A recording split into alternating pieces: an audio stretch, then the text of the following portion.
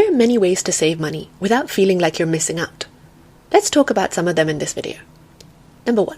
Rethink your leisure activities. There are plenty of ways to have fun that aren't expensive. Exploring the hidden corners of the city you live in by foot or bike is always fun. It's often surprising how many little gems we've missed in our own local areas. Having a games night for your friends is another great idea. Going to free or inexpensive festivals, the list of choices is actually quite a vast one. Look into the Time Out website in your city to find free or low-cost events. Don't undervalue activities because they're free or relatively cheap. You literally have nothing to lose by trying them out. See the links below for lists of some of the best free attractions and activities in the UK. Number 2. Read and then read some more. It's no secret that reading has an incredible array of benefits. It helps you dive into a different world, stimulates your creativity and imagination, and most of all, it can be a lot of fun. Each book provides a great way to spend a few hours. There's so much you can do to get the most out of books. Here are just a few recommendations. Exchange books with your family and friends. It can make a lot more sense than constantly buying new ones, and is much better than just having them lying on your shelf. If you are happy to read on a computer or Kindle, check out sites like archive.org, which have several classics available for free. If you read a lot, consider a subscription to Kindle Unlimited or Scribd. Scribd is particularly good if you also like audiobooks. Instead of reading in your bedroom, try jazzing it up and making it a thing. Pack some snacks, go to your favourite park or beach, or some place that has comfortable benches, and settle down for some uninterrupted time where you get lost in the words. Oh, and don't forget that you can borrow books from libraries. It's time we rediscovered the joy of reading, and thankfully we can do it quite inexpensively. Number 3. Take advantage of the internet. There are lots of sites and apps that can help you save money. Hot UK Deals is a good one, and people there vote to promote the best deals. Snoop is a great app to help you save money, and I've mentioned it in other videos. Sites like Top Cashback, Groupon, and Quidco can help you save money when you shop online. Money Saving Expert is another useful page with lots of specific tips on how to save in different areas. If you're a student, look into websites such as Unidays and Student Beans. Number 4. Transport. There are lots of different discounts you can get on transport. Take the forms of transport you use most often and check to see what rail cards, travel cards, or other discounts you could get, especially if you make similar journeys on a regular basis. For example, there are 8 different kinds of rail cards in the UK. See the link in the comments to find out more about these. They include a relatively new one for 26 to 30-year-olds. If you often travel by train, you may want to check if you're eligible for one of these rail cards.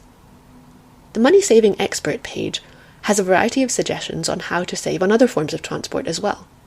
See the link in the comments to explore them. Number 5. Haircuts. If you have some time to spare, you can get a haircut from a trainee at a very low cost or for free. It can take significantly longer than getting one from a trained professional, but it's a good time to catch up on those podcasts you've been meaning to listen to, or to watch more Money Penguin videos. See a link in the comments for free haircuts you can get in London. Number 6. Plan your meals and cook more. You've heard this before, but it's worth reiterating because there are so many advantages to it and ways to make it easier and fun. Cooking does not always mean making a Gordon Ramsay-style meal. It can often involve making an omelette sandwich a little more interesting by using some new spices or slipping your leftover vegetables into a tasty chicken fajita. See the link in the comments for 20 ways to repurpose your leftovers. If you cook in bulk and freeze part of what you make, you'll save not only money but time. Plus, your tired future self will thank you after a long day at work. Even though it can take a little extra effort, it's worth setting a time each week to plan your meals for the week. That way, you can buy all or most of what you need at your weekly shop at a big supermarket, instead of having to pick up lots of things you forgot at your local corner shop. Something I'm still guilty of, but I'm working on it. Also, make sure that you only buy the fresh ingredients you need. It's easy to overestimate how much spinach you're actually going to eat. Some people prefer buying frozen vegetables to reduce waste. And on the topic of waste, apps like Too Good To Go are great initiatives that help businesses sell surplus food cheaply and avoid it going into the bin for no good reason. We all need to eat, and for most of us, it's a daily highlight. The good thing is, you no longer really need to buy recipe books, given that so many recipes are available online. You can experiment with these on your own or cook with a friend over Zoom. Cooking together can also be a good date idea. And for those of us who've lived through a pandemic, It can be something you do in a socially distanced way too. The benefit of this being that your date will be unable to smell what you burn. Number 7, bills. Keep track of your electricity, gas, and other bills to avoid being overcharged. Also keep on top of your mobile phone contracts. If you're paying monthly for your phone itself, as well as for your phone usage, for example, make sure you don't continue to be charged for the phone as part of your monthly bills once you've paid it off.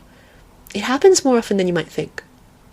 It's also easy to compare contracts for your phone, gas, electricity, and other bills.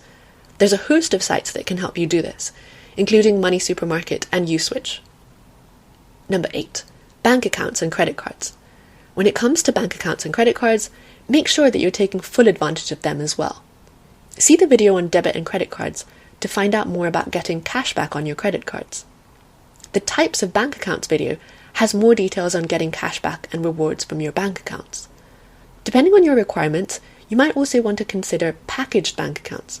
They offer a number of benefits such as travel insurance and mobile phone insurance.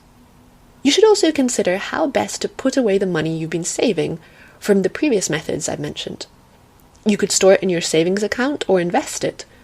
See the Investing 101 video for more details on this. Number 9, talk to people. Ask your friends and family for their best tips on how to save. They might recommend a website or a resource that you haven't heard of before that you can then share with others. The truth is, this is just a start. There are plenty of ways to save. If you have any other tips to share, feel free to do so in the comments. If you found this video useful, please like it, share it with others, and subscribe to the channel for more money videos.